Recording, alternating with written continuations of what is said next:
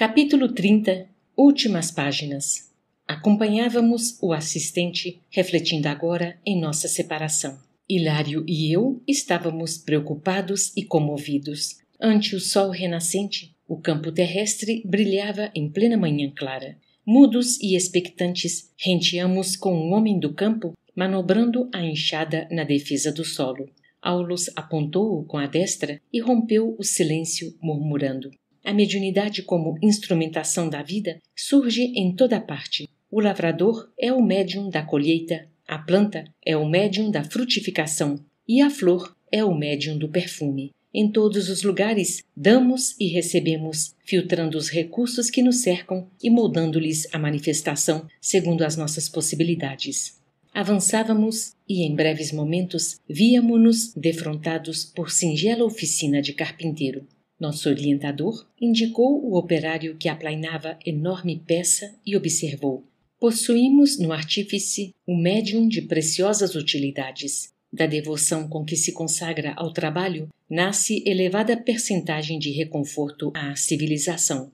Não longe, surpreendemos pequena marmoraria, à porta da qual um jovem envergava o escopro, ferindo a pedra. Eis o escultor, disse Aulus, o médium da obra-prima. A arte é a mediunidade do belo, em cujas realizações encontramos as sublimes visões do futuro que nos é reservado. O assistente prosseguiu, enunciando importantes considerações sobre o assunto, quando passamos por alguns empregados da higiene pública, removendo o lixo de extensa praça.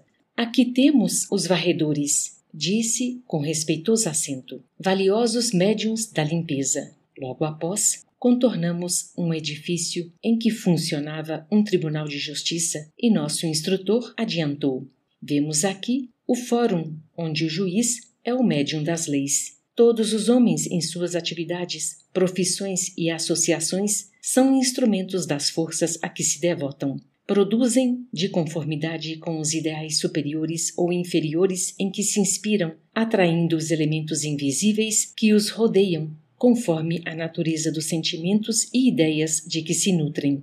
Atingíramos, no entanto, o lar em que Hilário e eu nos dedicaríamos ao socorro de uma criança doente. Nesse ponto da excursão, o orientador, esperado à distância, separar-se-ia de nós, por fim. Aulus seguiu-nos paternal. Na intimidade doméstica, um cavalheiro maduro e a esposa tomavam café em companhia de 3 petizes. Ladeando a mesa limpa e sóbria, descansava em larga poltrona o menino abatido e pálido que nos recolheria o esforço assistencial.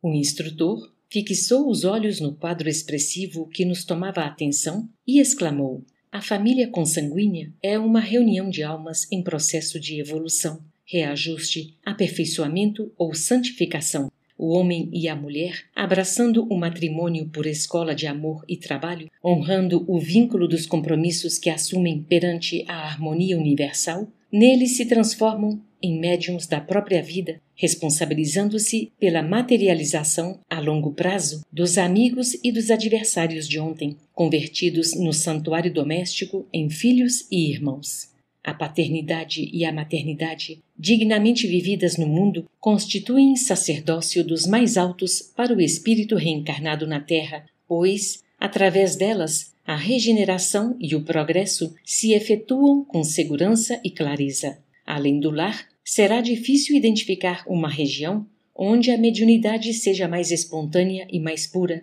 de vez que, na posição de pai e de mãe, o homem e a mulher, realmente credores desses títulos, aprendem a buscar a sublimação de si mesmos na renúncia em favor das almas que, por intermédio deles, se manifestam na condição de filhos. E, num sopro de bela inspiração, concluiu: a família física pode ser comparada a uma reunião de serviço espiritual no espaço e no tempo, cinzelando corações para a imortalidade. Em seguida, o assistente leu o mostrador de um relógio e observou: quem caminha com a responsabilidade não deve esquecer as horas. Retirou-se, precípite, e seguimo-lo até a praça. Aulus fixou o céu azul, em que o sol como que se desfazia em chuva de ouro quintessenciado, e dispunha-se a enlaçar-nos, quando me percebeu o propósito mais íntimo, falando com humildade: Faça a prece por nós, André.